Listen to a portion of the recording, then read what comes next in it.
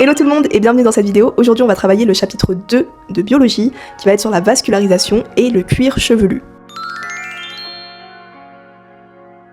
Alors, nous allons traiter la circulation cutanée. Qu'est-ce qu'est la circulation cutanée? Comment ça se passe et à quoi sert-elle? La peau possède un réseau sanguin très développé dans le derme mais surtout dans l'hypoderme comme on l'a vu précédemment dans le chapitre 1. Et l'épiderme par contre lui n'est pas du tout, mais vraiment pas, vascularisé. Donc la circulation du sang dans la peau, elle est organisée en 3 zones. Dans le derme superficiel, on retrouve le plexus sous-papillaire, puis on a le plexus dermique profond, et on a les vaisseaux sous-cutanés qui se situent dans l'hypoderme. Chacune de ces zones contiennent des artères et des veines. L'étude de la circulation cutanée repose sur 3 éléments clés. Le réseau artériel.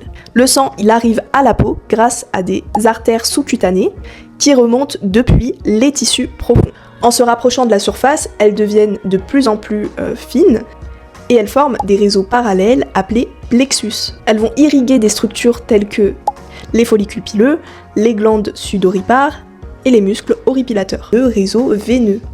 Il est situé parallèlement au système artériel. Il va transporter le sang vers le cœur. Alors maintenant, nous allons voir le rôle de la circulation sanguine cutanée. Il possède différents rôles, dont la régulation thermique. On y vient encore, parce que dans le chapitre 1, on avait parlé de ça aussi. Il y a une régulation aussi de la tension artérielle. Elle ramène aussi de la nutrition aux cellules, mais aussi elle va éliminer les déchets. Et bien sûr, il y a cette fonction de défense immunitaire. Maintenant, nous allons passer à la partie 2, qui est le cuir chevelu. Alors gardez courage, je sais que c'est pas facile d'écouter tout un cours, mais vous pouvez y arriver, et si jamais, n'oubliez pas que le cours est en PDF dans la description. Le cuir chevelu, c'est une peau épaisse, posée sur une membrane appelée galéa, et en dessous, on retrouve un tissu très lâche qui est appelé l'espace sous-épicrânien. L'ensemble repose sur l'os du crâne, recouvert lui-même par le périoste, qu'on peut appeler aussi péricrâne. Périoste, péricrâne, les deux se disent. Donc maintenant, discutons de ses caractéristiques. Quelles sont les caractéristiques du cuir chevelu? Donc il est très riche en vaisseaux sanguins, comme on a pu le constater. Il est très riche en follicules pileux, et il fonctionne de la même manière que le reste de la peau. Donc il y a une production de sébum, il y a le film hydrolipidique, il peut y avoir de la desquamation, et donc de la production de cellules mortes. Passons à la partie 3, où nous allons discuter du coup des différents types des cuirs chevelus. Il y en a énormément. Et c'est important de comprendre cela parce que ça peut nous aider après sur les clientes à mieux comprendre ce qu'elles ont sur le cuir chevelu et à comment le traiter. Un cuir chevelu sain, au niveau de la couleur, il est légèrement rosé, et au niveau de la texture, il est souple, ni sec et ni gras. Un cuir chevelu gras par contre, lui va avoir un aspect luisant, gras, huileux, brillant, et même parfois ça peut amener une odeur.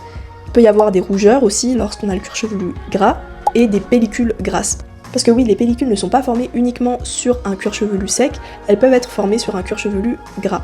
Donc on a les pellicules grasses et les pellicules secs. Et donc le cuir chevelu sec, lui, va avoir un aspect terne, parfois même blanchâtre. Il peut y avoir cette sensation de rugosité. Et donc, comme je l'ai dit précédemment, on retrouve des pellicules sèches. Et parfois il peut y avoir aussi des rougeurs. Je vous ai décrit 3 types de cuir chevelu.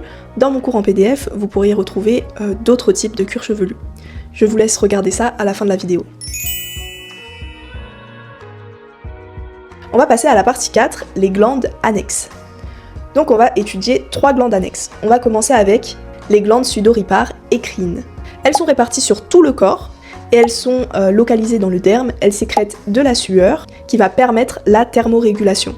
On va passer à la glande 2, glande sudoripare apocrine. Elles sont actives à partir de la puberté, sont présentes aux aisselles, mamelles et les zones génitales. Donc elles sont associées aux follicules pileux et elles vont produire des substances odorantes. Donc les phéromones par exemple, c'est une substance odorante. Partie 3, les glandes sébacées.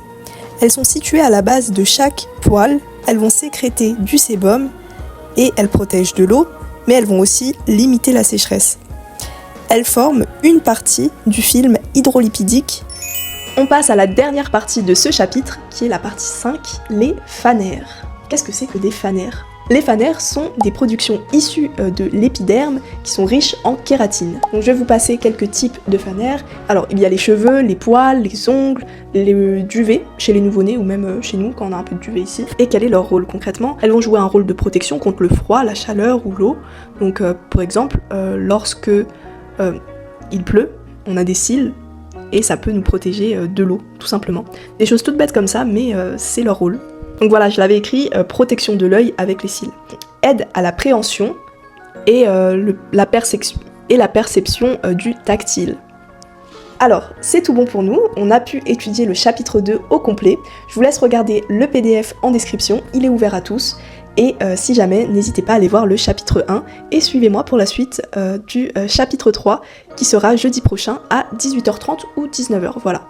Merci à vous et passez une excellente soirée. Je vous souhaite bonne chance pour vos examens ou pour vos révisions. Bisous, à la prochaine!